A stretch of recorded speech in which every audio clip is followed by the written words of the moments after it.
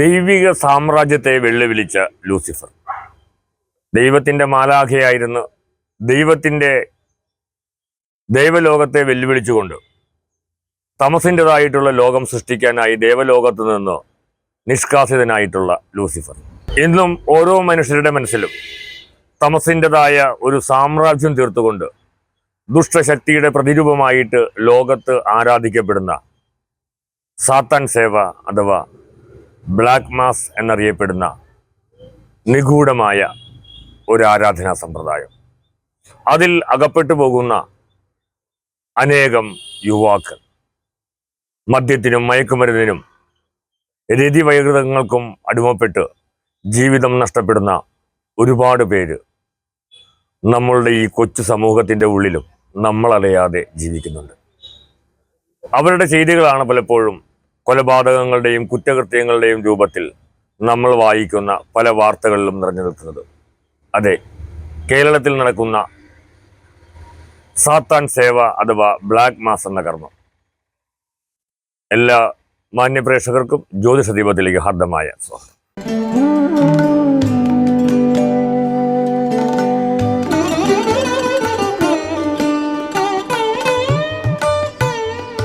ഈ ഒരു സമയത്ത് നിറഞ്ഞു നിൽക്കുന്ന വാർത്ത, സാത്താൻ സേവയ്ക്ക് അടിമപ്പെട്ട് സ്വന്തം പിതാവിനെ വെട്ടിക്കൊലപ്പെടുത്തിയ തിരുവനന്തപുരം വെള്ളറടയിലുള്ള ഒരു യുവാവിൻ്റെ വാർത്തയാണ് നമ്മളെല്ലാം അതിശയത്തോടു കൂടി വായിക്കുന്നത്. ഇങ്ങനെയൊക്കെ സംഭവിക്കുമോ? ഇങ്ങനെയെല്ലാം നമ്മുടെ ഈ സമൂഹത്ത് നിലനിൽക്കുന്നുണ്ടോ? എന്താണ് ഈ ബ്ലാക്ക് മാസ്? ഇതിനു മുമ്പും ഞാൻ ഇതേ ഒരു വീഡിയോ ചെയ്തിട്ടുണ്ടായിരുന്നു. ഒരുപാട് ആളുകൾ അതിൻ്റെ വിശദമായിട്ടുള്ള കാര്യങ്ങൾ ഞാനുമായി പങ്കുവയ്ക്കാൻ ആ വീഡിയോ ഇടയാക്കി. വീണ്ടും ഇതേ ഒരു വീഡിയോയുമായിട്ട് തന്നെയാണ് ഞാൻ നിങ്ങളുടെ മുന്നിലേക്ക് എത്തുന്നത്.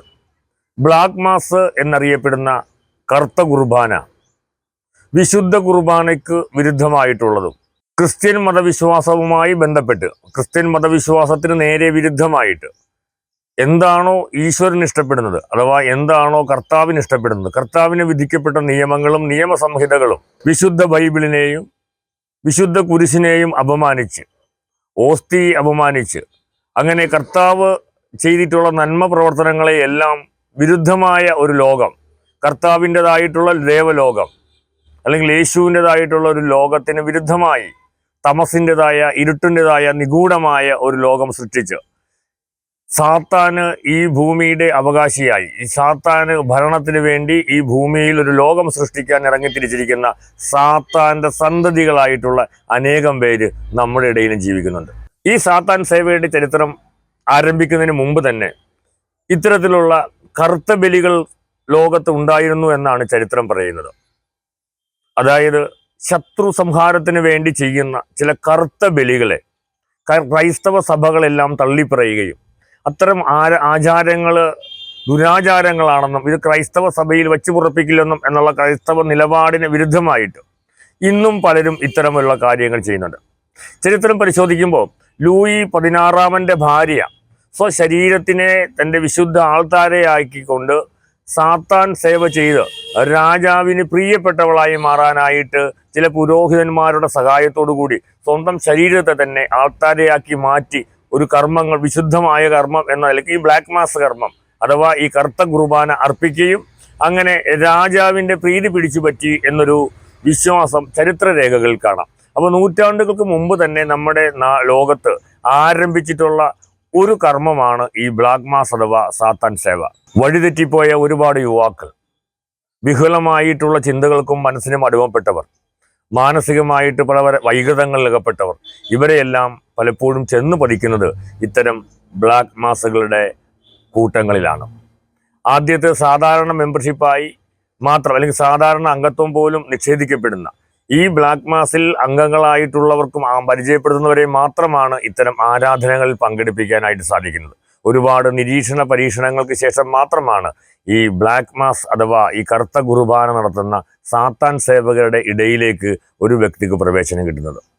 വളരെ കാലമായിട്ട് നമ്മുടെ ഈ കേരളത്തിലെ സാമ്പത്തിക ഹബ്ബായി മാറി, വ്യവസായ ഹബ്ബായി മാറിയ കൊച്ചിയിലെ പലയിടങ്ങളിലും ഇത്തരം ചെറുകൂട്ടങ്ങളും വലിയ കൂട്ടങ്ങളും ഉണ്ട് എന്ന് പോലീസിൻ്റെ ഇൻ്റലിജൻസ് റിപ്പോർട്ടുകൾ ഉണ്ടായിരുന്നു.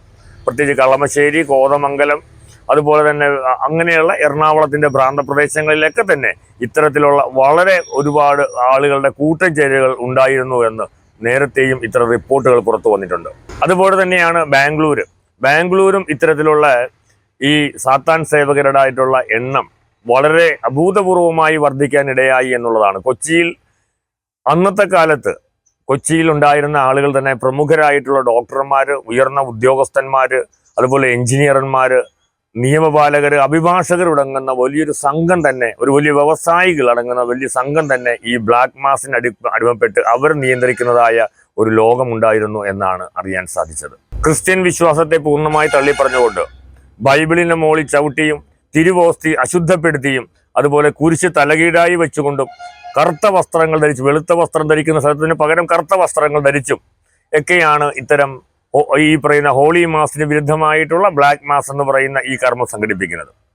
ഇതിൽപ്പെടുന്ന ആളുകൾ പലപ്പോഴും സ്ത്രീയുടെ നഗ്ന ശരീരത്തെയാണ് ആൾത്താരയായിട്ട് സങ്കല്പിക്കുക.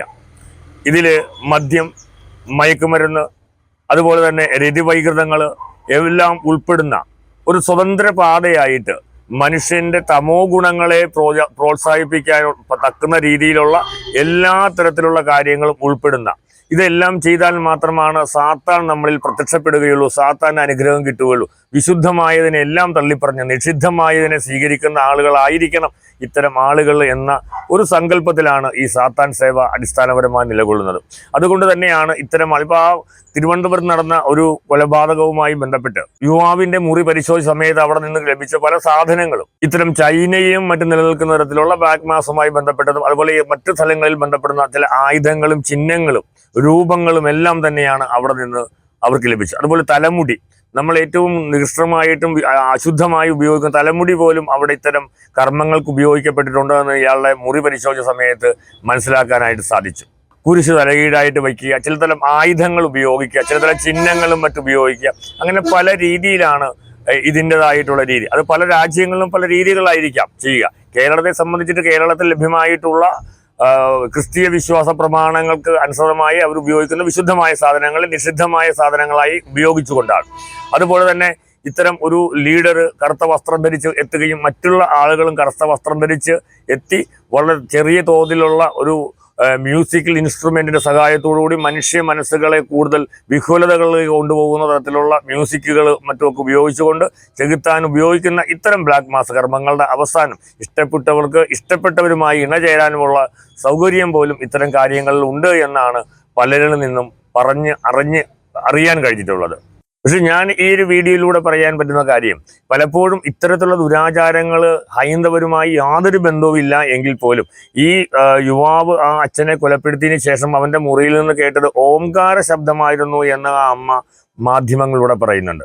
ഓംകാര ശബ്ദം എന്ന് പറയുന്നത് വളരെ വിശുദ്ധമായിട്ടുള്ള ഹൈന്ദവ മന്ത്രങ്ങളുമായി ചേർത്തിണക്കുന്നതാണ്. പക്ഷെ അവൻ ചെയ്തിട്ടുള്ള ഒരു കർമ്മവും അവൻ അനുഷ്ഠിച്ചു പോകുന്നൊരു കാര്യവും തന്നെ ഹൈന്ദവയുമായി യാതൊരു ബന്ധവുമുള്ളവരല്ല. അവർ ക്രൈസ്തവ വിശ്വാസികളാണ്, ക്രിസ്തു വിശ്വാസ പ്രമാണത്തിനനുസരിച്ച് ജീവിച്ചവരാണ്. ഹൈന്ദവമായ വിശ്വാസ പ്രമാണങ്ങളുമായി ഒരു ബന്ധവും അവിടുത്തെ ചിഹ്നങ്ങളിൽ നിന്നോ അവിടുത്തെ ഗ്രന്ഥങ്ങളിൽ നിന്നോ ഒന്നും കാണാൻ സാധിച്ചില്ല. എങ്കിൽ പോലും അനാവശ്യമായിട്ട് ആ ഹൈന്ദവ വിശ്വാസത്തിലേക്ക് ഒന്ന് വലിച്ചിഴയ്ക്കാൻ, ഇത്തരം ദുരാചാരങ്ങളെ വലിച്ചിഴയ്ക്കാൻ ശ്രമം ചില ഭാഗത്തു നിന്നും ഉണ്ടാകുന്നുണ്ടെന്ന് കൂടിയാണ് ഈ ഒരു വീഡിയോയിലൂടെയുള്ള സന്ദേശം ഞാൻ നിങ്ങളിൽ എത്തിക്കാൻ വേണ്ടിയിട്ട് ശ്രമിക്കുന്നത്. അതായത് ഈ ചാത്തൻ സേവ എപ്പോഴും ഈ സാത്താൻ സേവയുമായി കൂട്ടിയിണക്കാനുള്ള ഒരു ശ്രമം പലപ്പോഴും നടക്കുന്നുണ്ടെന്നുള്ളത് കൊണ്ടാണ് ഞാൻ ഈ വീഡിയോ നിങ്ങളിലേക്ക് പ്രധാനമായും എത്തിക്കാൻ ഉദ്ദേശിച്ചത്. ശാസ്താവ്, ശാസിക്കുന്നവൻ എന്ന അർത്ഥത്തിലുള്ള ശാസ്താവ് പ്രാദേശിക ഭാഷയിൽ ചാത്താവും പിന്നീട് ചാത്തനുമായി മാറിയ വളരെ വിശുദ്ധമായ കുഷിശാസ്താവ് എന്ന് പറയുന്ന ഒരു മൂർത്തിഭേദത്തിൻ്റെ അനുസൃതമായി വളരെ കാലഘട്ടമായി കേരളത്തിൽ നിലനിന്ന ഹൈന്ദവരുടെ ഇടയിൽ നിലനിൽക്കുന്ന വളരെ പ്രാചീനമായൊരു അനുഷ്ഠാന സമ്പ്രദായമാണ് നമ്മൾ പറയുന്ന ചാത്തൻ സേവ. പക്ഷേ പലപ്പോഴും മാധ്യമങ്ങളും അതുപോലെ ഹിന്ദു വിരുദ്ധരായിട്ടുള്ള ചില വിഭാഗം ആളുകളും ഹിന്ദുവിനെ അപകീർത്തിപ്പെടുത്താൻ വേണ്ടി ഈ ബ്ലാക്ക് മാസ് അഥവാ സാത്താൻ സേവയെ കേരളത്തിലെ ചാത്തൻ സേവയുമായി കൂട്ടിയിണക്കാൻ പോരുന്ന വളരെ ഖേദകരമായിട്ടുള്ള ഒരു സംഗതിയാണ് എന്ന് ഞാൻ ഈ വീഡിയോയിലൂടെ പറയട്ടെ. കാരണം ഈ സാത്താൻ സേവ എന്ന് പറയുന്നത് പലപ്പോഴും ക്രിസ്തു വിശ്വാസവുമായി ബന്ധപ്പെട്ട ആ വിശ്വാസത്തിന് പ്രതിക്രിയാപരമായിട്ടുള്ളൊരു വിശ്വാസ സമ്പ്രദായമാണെങ്കിൽ ചാത്തൻ സേവ കേരളത്തിലെ ആചാര അനുഷ്ഠാനവുമായി ബന്ധപ്പെട്ട വളരെ പ്രാചീനമായ ഒരു വിശുദ്ധ അനുഷ്ഠാനം തന്നെയാണ് എന്ന് എടുത്തു പറയാനായിട്ട് സാധിക്കും. അതുകൊണ്ട് തന്നെ ഇത്തരം പലപ്പോഴും ഇങ്ങനെയുള്ള കൊലപാതകങ്ങൾ നടക്കുമ്പോഴെല്ലാം തന്നെ ഈ ഹൈന്ദവ വിശ്വാസ പ്രമാണങ്ങളെയും ഹിന്ദു ആചാരങ്ങളെയും എല്ലാം അപകീർത്തിപ്പെടുത്താൻ വേണ്ടി ചില മാധ്യമങ്ങളും ചില വ്യക്തികളും ശ്രമിക്കുന്ന ആ ഒരു ശ്രമം അപലപനീയമായിട്ടുള്ള ഒരു കാര്യം തന്നെയാണ്.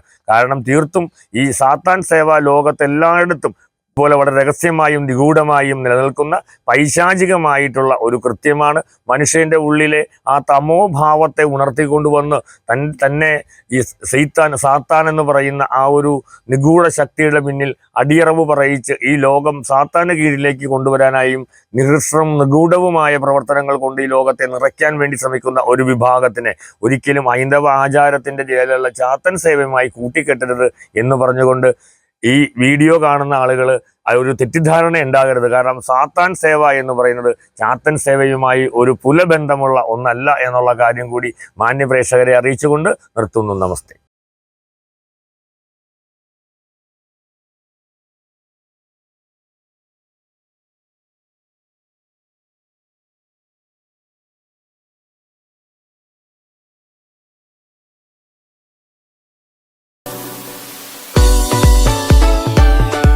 Like, share, subscribe.